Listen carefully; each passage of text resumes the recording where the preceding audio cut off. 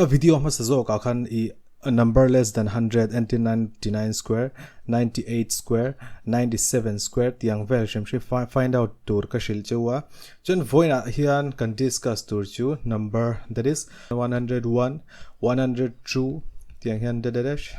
exact po ati theita ni chuan hemi trick hi 150 thleng kan mang thenga chumi hnuwa chuan a complex don chuta po chuan kan la mang du ani chuan trick danga omta ni ama sa chuan a basic method anila hemi le hemi kan multiplier hemi le hemi kan multiplier hemi le hemi kan multiply trina chimzwa hemi le hemi kan multiplier hemi le hemi kan multiplier hemi le kan multiplier chimza atopa hemi le hemi te pani kan multiply hemi te pani kan multiply jona topa hemi te pani kan multiply trin tani chu enzat nge train to 3 9 ania jon train to 0 to 0 ania train to 1 to 3 ania 0 le 3 kan multiply jon 0 dia 0 ne engkim multiply le engpo jo multiply le 0 vek an shina chu 0 into 1 po 0 nia so topa 1 he kan multiply 103 in 1 into 3 chu 3 ania 1 into 0 chu 0 nia 1 into 1 chu 1 chuan ro pathum kan nei ta ni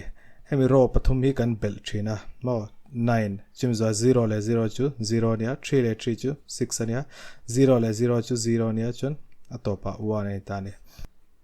hemi hi ania basic method chu ma seng a competitive exam a chuan tiang hen kan tile don lawa mo hun hi claimin a ui om ta ni ole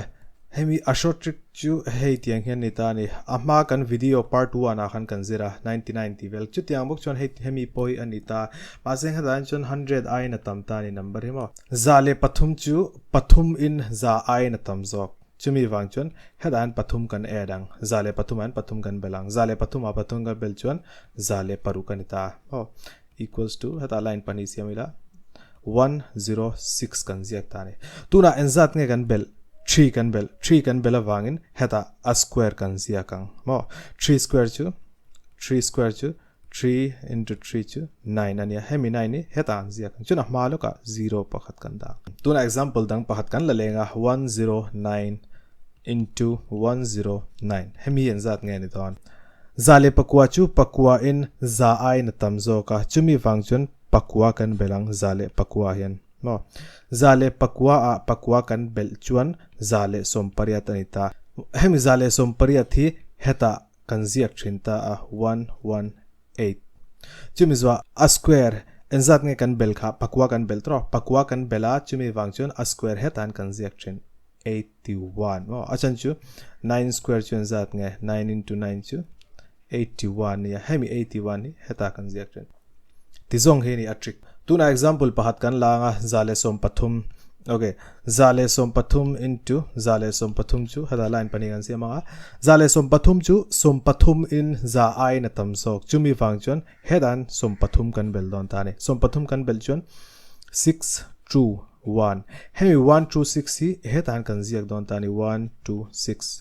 chon enzat nge kan bel kha som pathum kan belatro som pathum square enzat nge 169 etro hetan thil phat kan sia tur ju hemi last two digit hi hetan kan zia kanga hemi 1 hi 6 a kan belang enzat nge answer ni don 1 2 7 6 9 hemi hi a answer ni don ta ni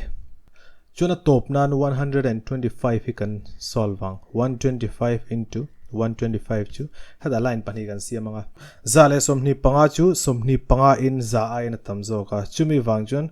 125 a hian 25 kan bel don tani za somni panga le somni panga chu za somnga ania hemi za somnga hi hetan kan ziak don tani 150 tunan zat nge kan bel kha 25 kan bel tra 25 square chu zat nge 25 into 25 chu 625 tuna a last two digit hi heta kan ziak kang 25 chuan hemi 6 heta kan belang 0 a hian enzat nge 1 5 6 2 5